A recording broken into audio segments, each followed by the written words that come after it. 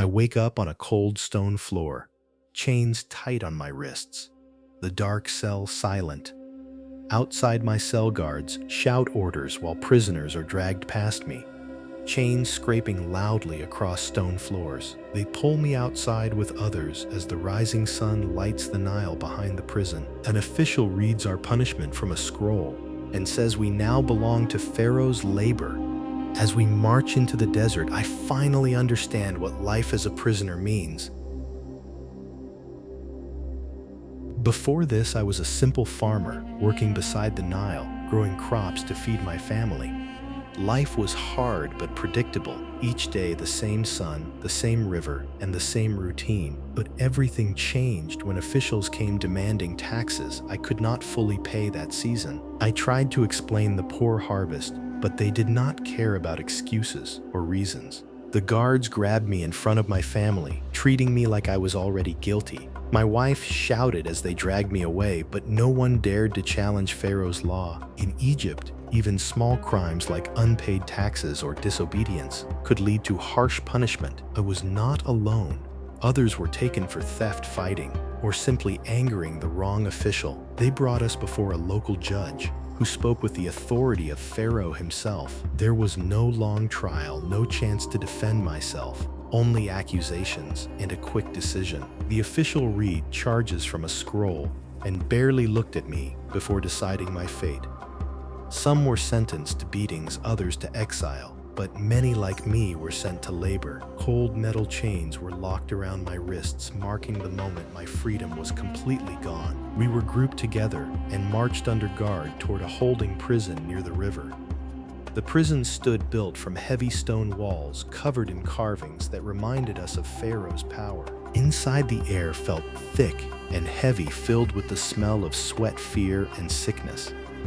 They pushed us into a crowded cell where bodies pressed together, leaving almost no space to move. Chains clinked constantly as men shifted, trying to rest on the hard ground beneath them. No one spoke much. The silence was filled with fear as everyone waited to learn their fate. Food was scarce, just small portions, barely enough to keep us alive for the work ahead. Guards watched us closely, their presence constant, reminding us that escape was almost impossible. As night came, the darkness returned heavier than before, pressing down on every thought in my mind. I kept staring at my chains, trying to understand how quickly my life had completely changed. Some prisoners whispered about the labor camps, warning that many never survived the harsh conditions. They spoke of endless work, cutting stone under the sun until your body finally gave out. Sleep did not come easily. Every sound, every movement made me fear what would happen next. Before sunrise, guards returned loudly, ordering us to stand and prepare for transport. Chains were checked, tightened again, and we were lined up ready to be taken away.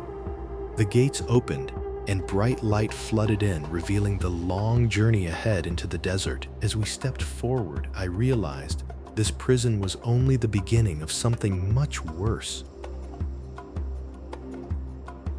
Each morning begins before sunrise, when guards shout loudly, forcing us awake before our bodies are ready. We stand quickly, chains rattling, knowing any delay will bring punishment from guards who show no mercy. The air is already hot, even before the sun rises fully above the desert surrounding the prison.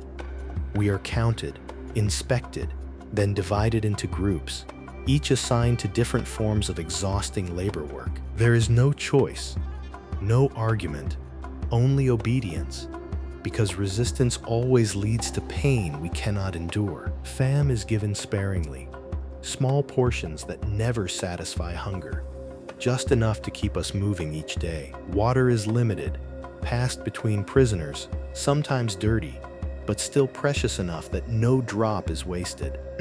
Our bodies grow weaker, but the work never slows, and the guards never care how tired we feel. Some prisoners are sent to quarries, where they cut massive stones under the burning Egyptian sun all day. Others dig canals, breaking the earth with simple tools, shaping the land for Pharaoh's endless projects. I am placed with those hauling stone, dragging heavy blocks across sand that burns our bare feet painfully.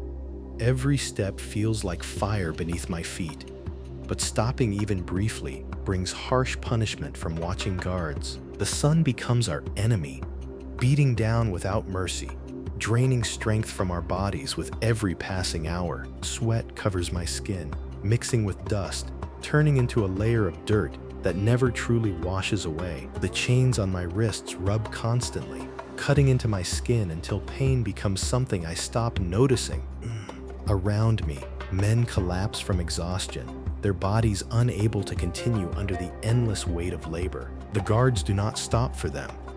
Instead, they shout, strike, and force movement from those still standing. Those who cannot rise again are dragged away, their fate unknown, but never something anyone wishes to discover. We learn quickly that survival depends on one thing: enduring whatever is demanded without hesitation or resistance. Some prisoners form quiet alliances, helping each other carry loads or sharing small amounts of food when possible. Others become desperate, stealing or fighting, driven by hunger and fear, creating tension among us every day. Trust becomes rare because anyone might betray you if it means they survive another day in this place. At night, we are returned to cramped cells, our bodies aching, barely able to rest on the hard ground. The air inside is thick, filled with sweat and sickness, making every breath feel heavy and uncomfortable. Sleep comes slowly, interrupted by coughing,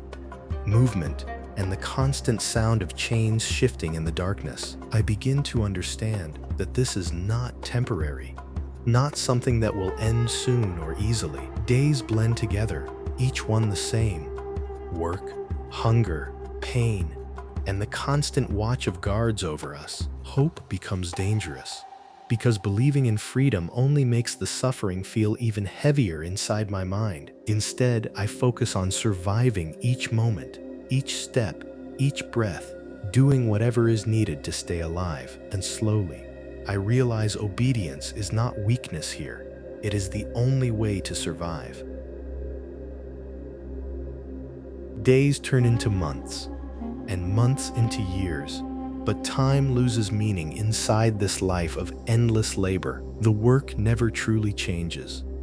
Only the weight of exhaustion grows heavier with each passing day. Some prisoners are moved to distant camps, far deeper into the desert where conditions are even worse. There, the heat becomes unbearable, and the land itself feels like it is trying to kill us slowly. We cut stone from quarries, lifting massive blocks that will become temples, monuments, and symbols of power. Each block we move is a reminder that our suffering builds the glory of Pharaoh's eternal empire. The guards push us harder here, knowing fewer people are watching, and mercy becomes even more rare. Water is harder to find, food is smaller, and every mistake is punished quickly and painfully. Some prisoners are sent to dig canals, reshaping the land so the Nile can feed more fields. The ground is hard, the tools are simple, and the work stretches endlessly beneath the burning sun. Bodies begin to fail more often, muscles giving out under strain that no human should endure. When a man collapses, the work continues around him as if his life has already been forgotten. There are no ceremonies, no proper endings, only silence as another prisoner disappears from the line. Fear becomes normal, no longer sharp, but constant. Sitting quietly inside every thought I have, I begin to feel myself changing, becoming less of the man I once was beside the river. Memories of my family fade slowly, replaced by the daily struggle to survive each passing moment. Even my name feels distant, as if the person I used to be no longer exists here. What remains is something simpler, a body that works, obeys, and endures whatever is demanded without question. This is how the system survives, not through kindness, but through breaking men until resistance disappears completely. Pharaoh's law is absolute, and we are part of it now. Tools used to build something greater. The monuments rising across Egypt are not just stone. They are built from the suffering of countless prisoners. Every wall, every statue, every temple carries the weight of lives spent in labor like mine. Some men dream of escape, but the desert stretches endlessly, and guards ensure that hope rarely survives.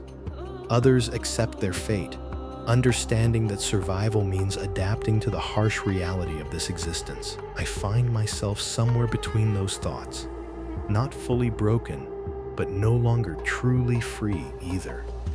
The days continue, each one blending into the next, until time itself feels like another chain, and I begin to understand that this life may never end, only continue until my body gives out. There is no rescue coming, no mercy waiting, only the system that demands everything we have to give. Survival here is not about strength, but about enduring long enough to see another sunrise. And in the end, that may be the only victory a prisoner in ancient Egypt can ever have.